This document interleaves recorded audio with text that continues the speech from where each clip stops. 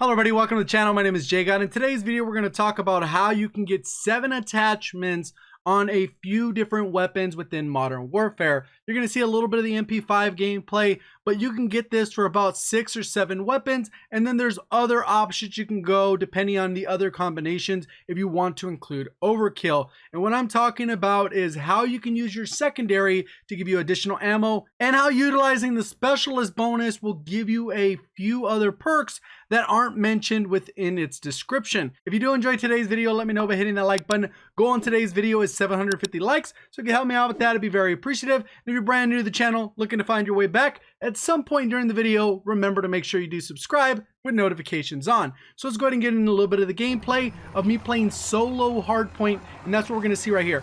So the combinations that you're gonna be looking for when it comes to the in-game weapons are making sure that you can get the specific ammo that is going to match your primary weapon. So in this particular case, if we're going to be using the MP5, you can actually use the 9mm rounds, which are the base weapon ammo, or you can use the extended mags, which come with 45 bullets. And what you're going to be looking for is putting on fully loaded on that secondary, which is a pistol. So in this particular case, you can do the M19 and then make sure you do the extended mags, and you're going to start the match with over 400 bullets, as you see on the bottom right hand corner. This will also work with the AUG base weapon as well as the 32 ammo capacity AUG, not those 5.56 rounds.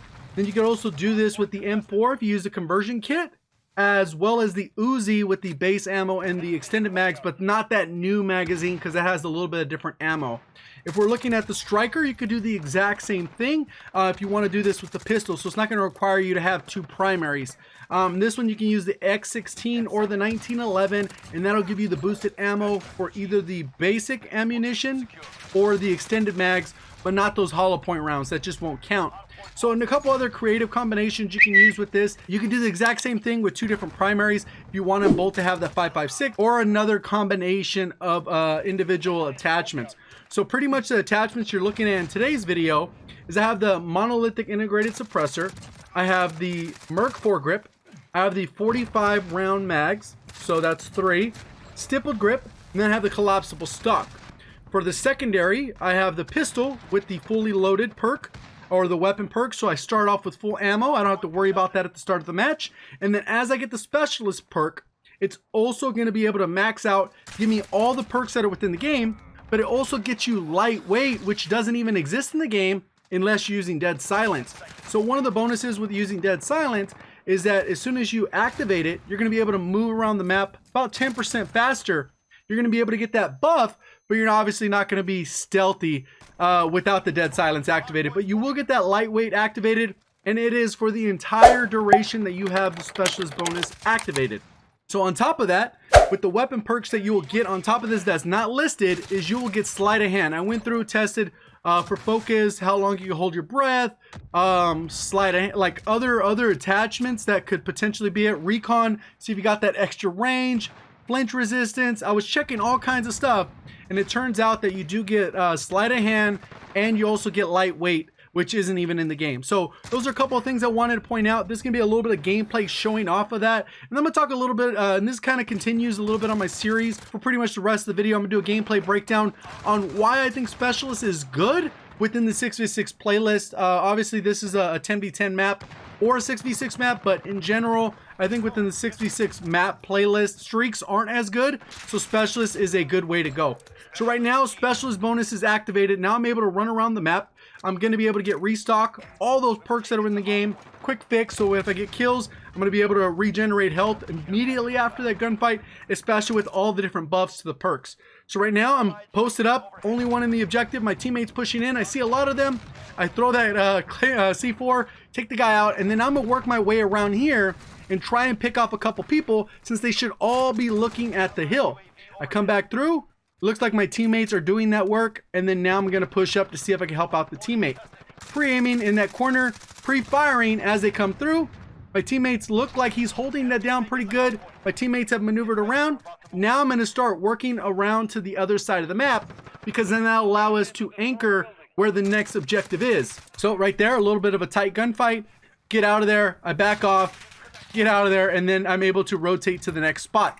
You can see my teammate just spawned over there, so we got the good spawns based off where the enemies are. And obviously within Hardpoint, you want to lock down the specific spawns.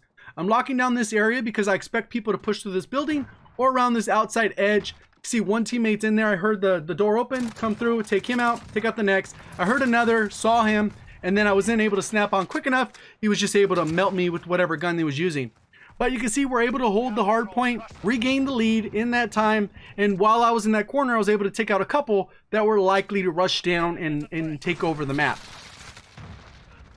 So once you die, you lose that specialist bonus. So now I no longer have sleight of hand, and I no longer have that lightweight perk. So you're not going to be able to see that with the faster movement. And 10%, you would think, oh, you know what, 10% isn't a huge deal. Because I've talked to other people and they're like, well, 10% is not that much.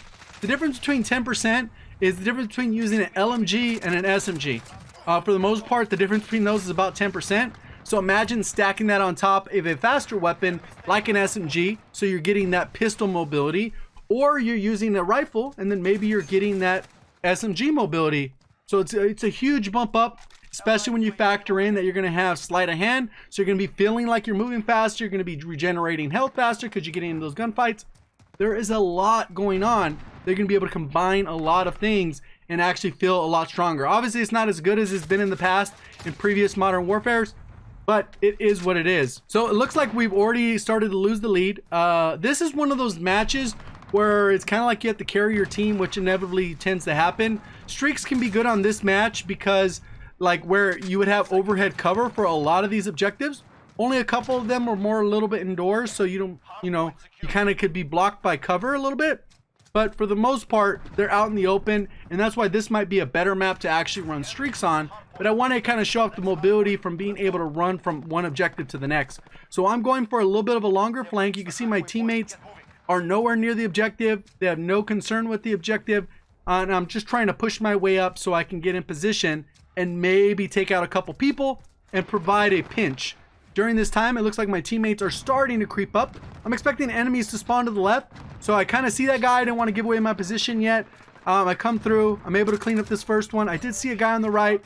Throw C4. I'm hoping my teammates will push in because this is a hard point. You're supposed to be getting on the objective. And I get a little bit outgunned there just because the guy was able to hit his shots. I missed one bullet, and that ended up being the downfall. Now it's almost too late to push into this hill. We'll check it out, but we got to kind of get to the other side because there's not much left over here for us. The only benefit in staying out over here is you could pick off some kills as they're coming out of spawn, and that's one of those things. I'm just kind of holding this area down, finishing off the hill. Enemies should be cleared out in here. My teammate had streaks, so maybe he's camping just to get streaks and is not actually participating. And that's one thing you'll run into when you play these modes is people tend to just camp for streaks. They're not playing the objective, they're not positioning. And you can see my teammates are taking over that building and I'm providing the cleanup. The guys have no clue I'm here, even though I don't have dead silence activated or anything like that, because I have ghost and a suppressor. It allows me to stay off the mini-map if they do have a UAV in the air, and if I fire my weapon, they won't be able to see it. So my teammates should be jumping on the objective. Almost all the enemies are on this side of the map, and I've been able to kind of rotate through, clear them out. I'm paying attention, hoping the guy's going to come out. Looks like he went back up top.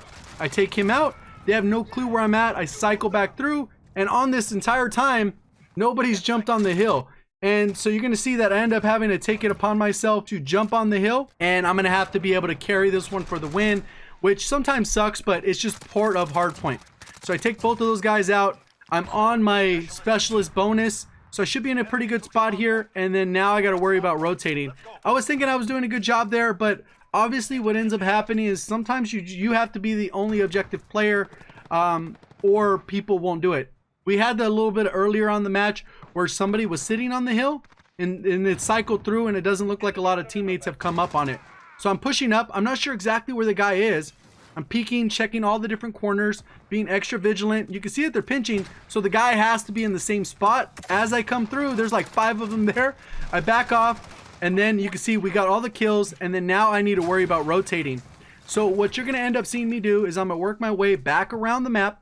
I'm going to work around this left side. We only have 16 seconds on this hill. I'm going to rotate for next so we can actually get the spawns just like I did on the previous rotation. And that's why it's important to know the rotations, because right now we need a lot of points for us to win. Teammates are spawning in this area. That's a good indication that we have the spawns, especially with how wonky the spawns can get within this Call of Duty.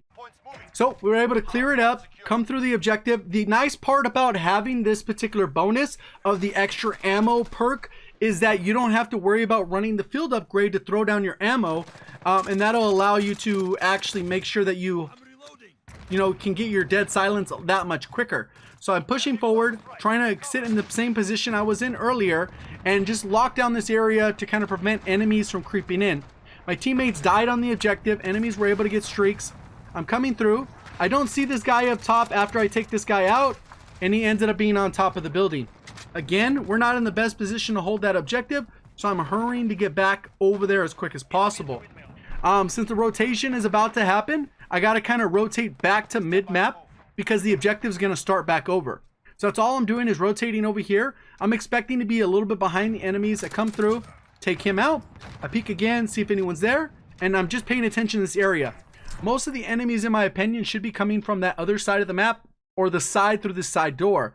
Luckily, for this last hill, I don't know if they were a little bit overconfident, but for whatever reason, they didn't rush me right away. My teammates are getting engagement back there. There's probably stragglers sitting on from the previous hill. I could have probably had claymores, but I decided to go with the C4 at the beginning of the match, so that's kind of what I stuck with. My teammates are able to win those engagements. Everyone happens to be on that side objective, which shouldn't really be the case. You can see my teammate just spawned out, so enemies are probably still spawning in this area, working their way over here. I end up sitting on the hill for a good amount of time here, uncontested. So it looks like my teammates were more comfortable with the Slayer role or whatever the case is, but I'm able to maintain the hill for as long as I can. You can see that there are enemies coming through. No one's touched the hill since. We're able to regain that lead. I'm posted up here. I'm going to end up getting my specialist bonus again. Paying attention to what's going on. I'm expecting enemies to all come from over here. I wait for the guy. Teammate jumped on the hill, which was good. That made it so that the guy didn't know that I jumped off, which was a huge bonus there. And then I'm getting the heck out of there. It looks like teammates are already rotated for next, and I'm paying attention to what's going on here. I know one guy jumped out there. I clear out that guy. I'm peeking to see what's going on, and then we'll work my way around. I didn't want to break through the doors because I was figuring someone was posted up there, but it worked out that I'm able to come through. I end up lasering this guy, take him out, and now most of the enemies should be on this left side. While my teammates are holding down the objective, I'm going to be able to clear out all these individuals. So I lucked out huge that my team decided to actually jump on the objective last second, because more often than not, they would not have done that because they hadn't done it for the entire match. I guess they figured it was close enough. They decided to step up their game, and that ends up being the match. Ended up going 39-9 with 83 seconds on the hill, so not too bad there. Hopefully you enjoyed the video. Let me know by hitting that like button. Again, goal is 750 likes. Appreciate all the support on the channel. If you're looking away on your way back, make sure you do subscribe with notifications on. Thank you for watching. As always, have a great day.